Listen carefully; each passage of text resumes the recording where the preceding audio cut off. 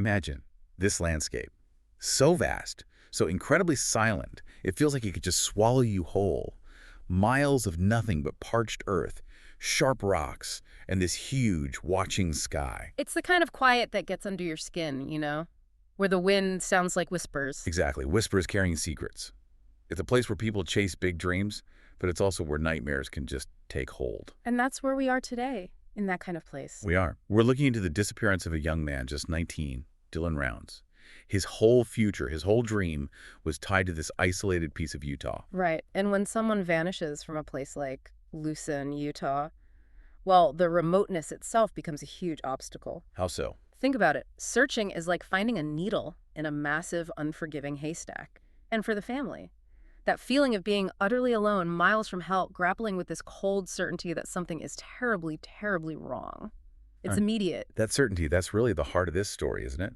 The family knew, right away. They did. This deep dive isn't just about a missing person case. It's about a family's fight, a relentless, exhausting fight for answers. Against what? Strange clues, agonizing waits? And a landscape that seemed determined to keep its secrets.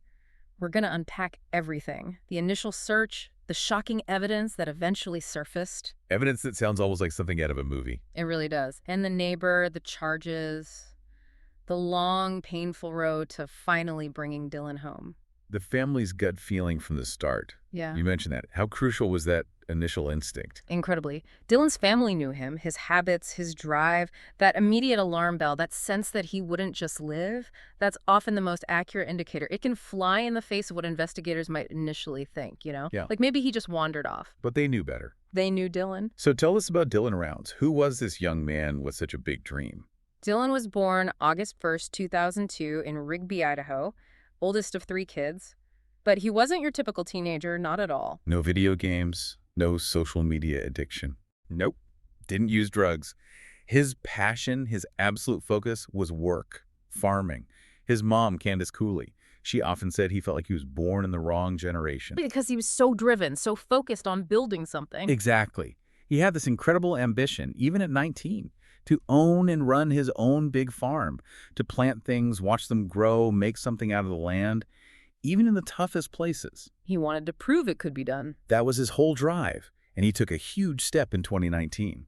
With help from his grandparents, he bought 640 acres out in Lucin, Utah. Lucin. Why there? Just because it was cheap. The price helped, sure, but mostly it was the space.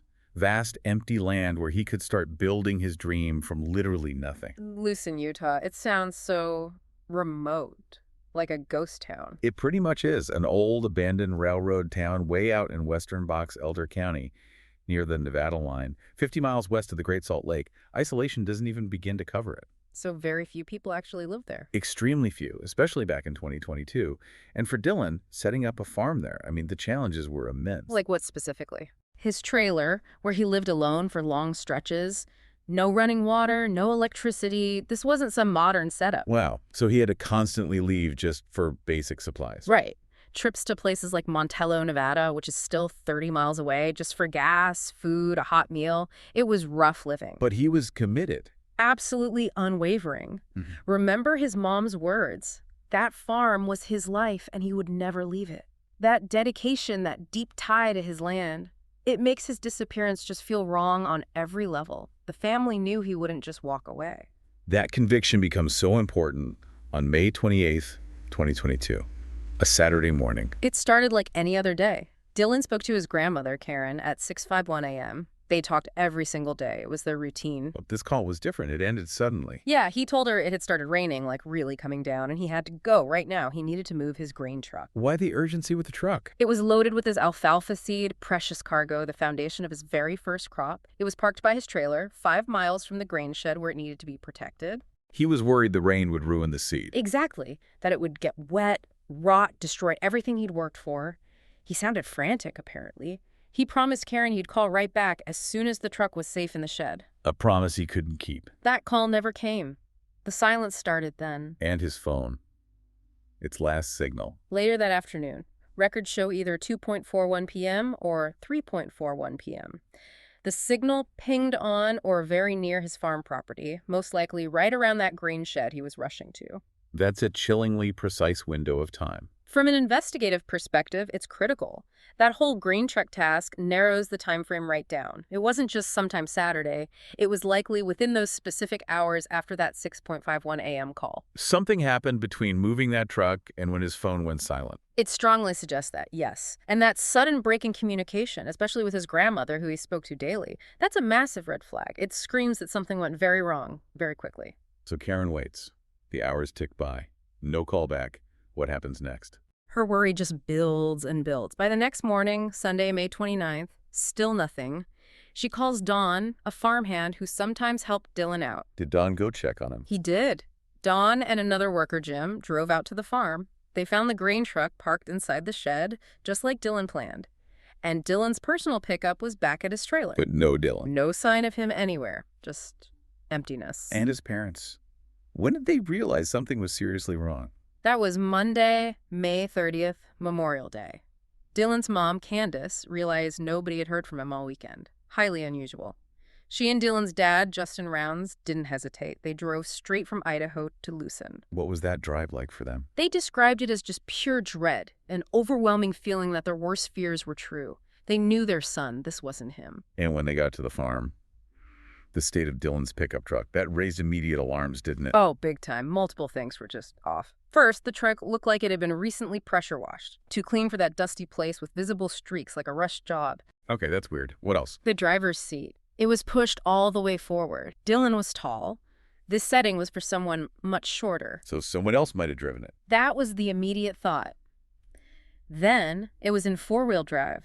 But Dylan's family knew his four-wheel drive had been broken for months since the winter. He couldn't have put it in four-wheel drive. Impossible. More signs of tampering. Exactly. And the key fob was gone. The truck was locked. Dylan never locked his truck out there, usually left the keys right in it. And the final, really bizarre detail. Despite heavy rain that weekend, there were no tire tracks around the truck. But there was mud packed only in the wheel wells. Like someone cleaned the truck but missed that one spot. Precisely. It just screamed that someone had messed with the truck, tried to clean it up. A very disturbing picture. So the parents call the sheriff's office. What happens then? They called Box Elder County Sheriff. Search and rescue teams finally get out there around 5 p.m. that Monday, and that's when they find the boots. Dylan's work boots. Where were they? Behind a dirt pile, maybe 200 yards or so from the grain shed. But here's the crucial, chilling part. It was in the opposite direction Dylan would have walked to get back to his trailer after putting the grain truck away. Why would his boots be there? And going the wrong way? Exactly. It made no sense. And then, the stain, one boot had this dark spot on it. Bud. It was later confirmed, a single drop of Dylan's blood. So you have the tampered truck, the boots in the wrong place with his blood on them.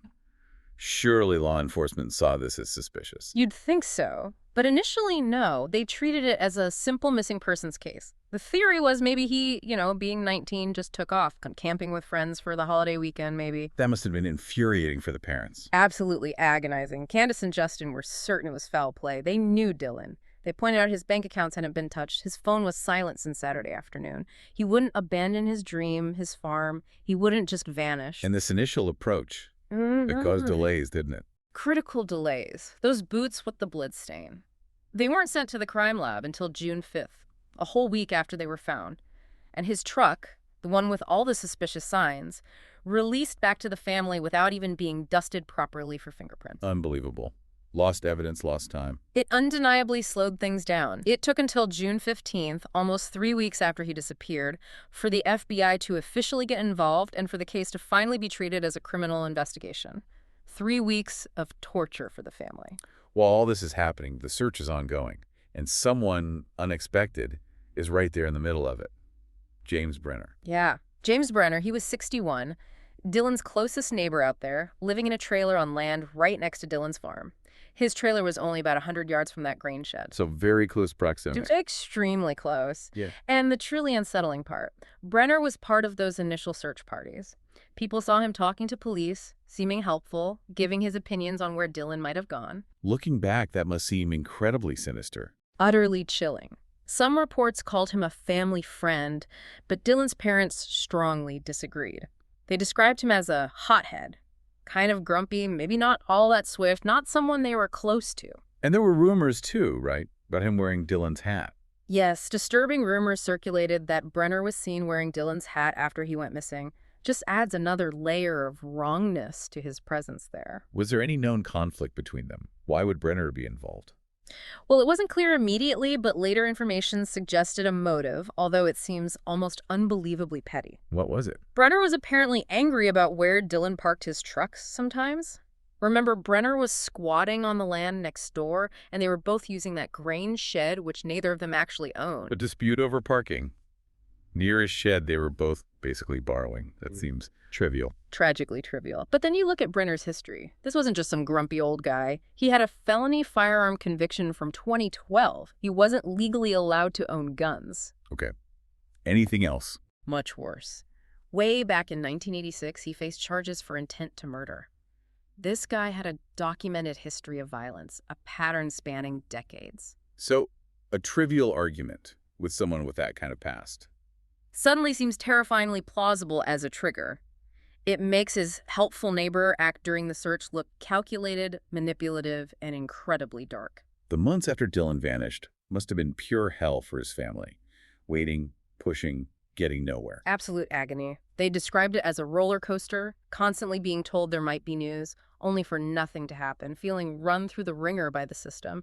Just imagine that constant state of hope and crushing disappointment. And then a major break. Dylan's phone. Yes. Eventually, months later, his phone was found at the bottom of the loosened pond. Just lying there all that time. What did they find on it? This is where it gets really shocking. Digital forensics pulled everything off that phone, and they found a video, a time-lapse video, 1 minute and 16 seconds long. Okay. What did it show? The timestamp was 7:27 a.m., May 28th, just 30 minutes after Dylan's last call to his grandmother. The video had no sound. It looked like it was recorded accidentally. Maybe the phone got picked up, camera facing upwards. And the image. It showed James Brenner cleaning a gun, and there was blood visible on his shirt sleeve, his arm, the gun itself. Oh my God. Brenner recorded himself. It seems that way. Dylan's mom thinks Brenner must have accidentally grabbed Dylan's phone after the shooting, and it just started recording, unwittingly documenting his own actions. That video. That must have been the key. Absolutely. Prosecutors called it the convicting piece of evidence, and it gets worse. DNA testing later confirmed the blood on the shirt Brenner was wearing in that video was Dylan's. Undeniable. And the phone's data didn't stop there. After the video ended, the phone's location data tracked its movements, from the shed area to Dylan's farm, back to the shed area. Then it dropped in elevation and stayed still for about 6 hours. 6 hours. Yeah. Stationary. Dylan's mom believes that's when Brenner disposed of Dylan's body. After that 6-hour pause, the phone moved again to the pond where it was finally discovered. The phone literally mapped out Brenner's actions that day. It told the whole horrifying story. Dylan's parents said seeing or hearing about that video, him washing blood off his hands, it just showed the sheer cold-heartedness of it all. Justin Round said the anger just hit him so hard. It's hard to even process that level of coldness. And this connects back to the boots, right? It does. Remember those boots found early on near the shed with the single drop of blood? Dylan's blood. Confirmed as Dylan's blood. But the lab tests also found something else on those same boots. James Brenner's DNA. So Brenner's DNA on Dylan's boots, which had Dylan's blood on them, found in a place that made no sense for Dylan to be. Exactly. All these pieces started fitting together. The tampered truck, the boots, the blood, Brenner's DNA, the horrifying video from Dylan's phone, the phone's location data. And the cause of death was eventually revealed too. Yes, in court documents. Dylan Rounds died from a gunshot wound to the head. All this evidence, layered together, built an overwhelming case against Brenner. It makes the initial delays, the boots sitting untested, the truck not being fingerprinted, it makes it even more frustrating. Immensely frustrating for the family who saw the red flags from day one. It highlights how crucial that initial forensic work is and how delays can prolong the agony. Even with this mountain of evidence, the video, the DNA, the phone tracking, it still took 9 months to charge Brenner. Why so long? That 9-month gap from disappearance to March 3rd, 2023 was excruciating for the family. They felt like they were constantly fighting just to keep the investigation alive.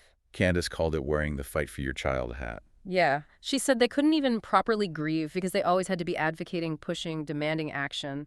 That feeling of being ignored or stalled was immense. Were the reasons given for the delay?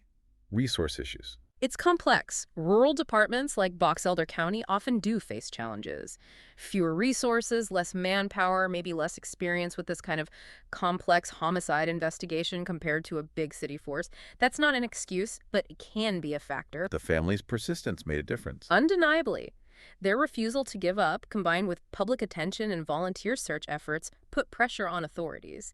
It likely played a big role in getting the FBI involved and keeping the focus on Brenner, eventually leading to the charges. So March 3rd, 2023, Hmm. Brenner is formally charged. Yes.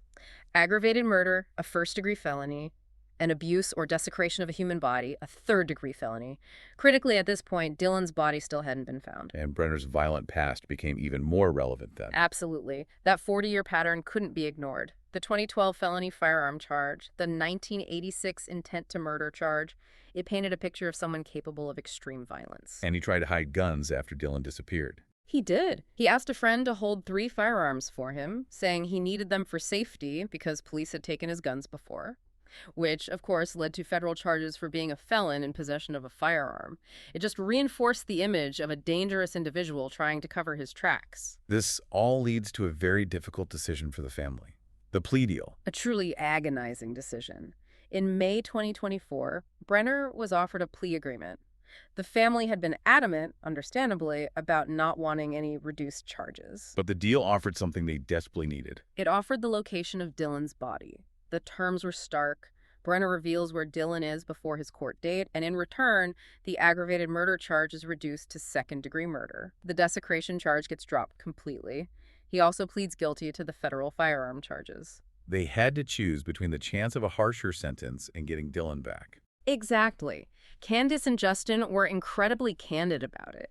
They said they had to make a deal with the devil to get our son back. Bringing Dylan home became the absolute priority, even if it meant accepting a lesser conviction for his killer. The anger was still there, but the need to recover their son was overwhelming. From a legal standpoint, is this common in cases like this? Sadly, yes. When the perpetrator is the only one who knows where the victim's remains are, a plea deal like this is often the only path to recovery for the family. It provides a form of closure, finding the body that they might otherwise never get, but it comes at an immense emotional cost. It's a sacrifice, a terrible compromise forced upon grieving families. And the deal worked. Brenner led them to Dylan. He did. On April 9th, 2024, nearly 2 years after Dylan vanished, skeletal remains, presumed to be his, were recovered out in that remote Lucin area. Brenner showed them where. As part of the agreement, yes, he led authorities to the burial site. The sheriff's office confirmed the recovery, FBI assisted, and the remains went to the medical examiner for official identification. Candace's reaction. Immense gratitude mixed with ongoing pain. She said, "We are grateful we now have Dylan's body and can bring him home as we continue our fight for justice." Just bringing him home, that was paramount. Finding him in that same desert after all that time. It really drives home the isolation, doesn't it? It really does. It shows how vast and concealing that landscape is. And while Brenner led them there in the end, we have to remember the thousands of hours poured in by law enforcement and volunteers searching that area for 23 months. Their tireless work laid the groundwork, even if the final step came via the plea deal. So the sentencing. July 1st, 2024, what was the outcome? Brenner was sentenced based on the plea deal. 1 to 15 years for the second-degree murder charge, served concurrently, plus 2 consecutive sentences of 2 to 15 years for the firearm charges. So adding it up. It totals a potential 3 to 30 years in prison. Prison time is mandatory. Did the judge have anything to add? Judge Brandon Maynard acknowledged the plea deal tied his hands, but he stated he would strongly recommend to the parole board that they keep Brenner incarcerated for as long as legally possible. The family got to speak in court, didn't they? Yes. Justin Rounds addressed Brenner directly. He said, "You took away someone who is willing to be active in society and contribute. As far as I can tell, you've never contributed. You don't have the balls to look anyone in the eye. Just raw pain and anger." And Candace. She made a different kind of powerful statement. She chose not to read her victim impact statement aloud. She felt reading it would give Brenner some kind of perverse pleasure or satisfaction. So she submitted it privately, directly to the parole board, making sure her voice is heard where it matters for his future release potential. That takes incredible strength. What about closure? Does this bring any? Candace planned it perfectly. She said there's never closure when you lose a child, especially in this sort of context. But having Dylan's body, being able to bring him home, visit his resting place, that allows for a different kind of peace, maybe. A place to focus their grief. But there's still frustration about the sentence length. Oh, absolutely. Public outcry was significant. Utah's sentencing structure for second-degree murder can seem lenient for such a brutal crime. For the family, the fight isn't over. It now shifts to the parole board, advocating to ensure Brenner serves the maximum time possible. Through all this horror, the family has found a way to create something positive. Dylan's legacy. It's truly remarkable. Candace founded Dylan's Legacy, a nonprofit aimed at helping other families going through the nightmare of a missing loved one. What kind of help will they offer? Candace is getting involved in advocacy, pushing for changes in laws related to missing persons cases, and she's planning workshops for law enforcement. Training for police. On what? Specifically on using location data. Working with Detective Aaron Benzik, who created Badge Apps, they want to train officers on how to effectively use data from cell phones, GPS, all kinds of devices in investigations. Which is incredibly relevant, given how Dylan's own phone data was so crucial in his case.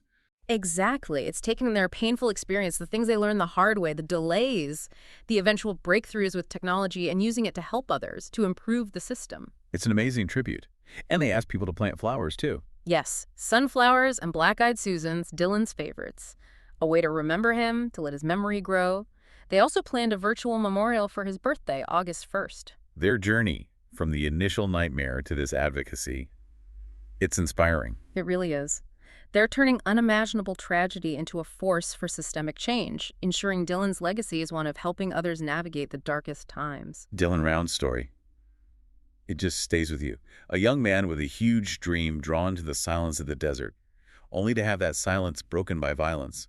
His disappearance, the family's relentless 2-year battle against secrecy and despair, finally bringing him home. It's harrowing. It really makes you think, doesn't it? It does. What secrets do these vast, empty places hold? What hidden dangers lurk where no one seems to be watching? And what strength does it take for a family to fight tooth and nail when a loved one vanishes into thin air? It leaves you wondering about the darkness that can exist unseen right beside us. If this story resonated with you, please share this deep dive. Let others know about Dylan's case. And we'd really like to hear your thoughts. What part of this investigation stands out most to you? Let us know in the comments. You can find the deep dive on Apple Podcasts, Spotify, and wherever else you get your podcasts. Please follow us there. And for more deep dives into compelling and, frankly, chilling cases like Dylan's, make sure you subscribe to our YouTube channel, Whispers of Crime. Like this deep dive, and definitely hit that notification bell so you don't miss what we uncover next. And while you're waiting, check out our back catalog. There are many other cases, other stories waiting for you. Thanks so much for listening.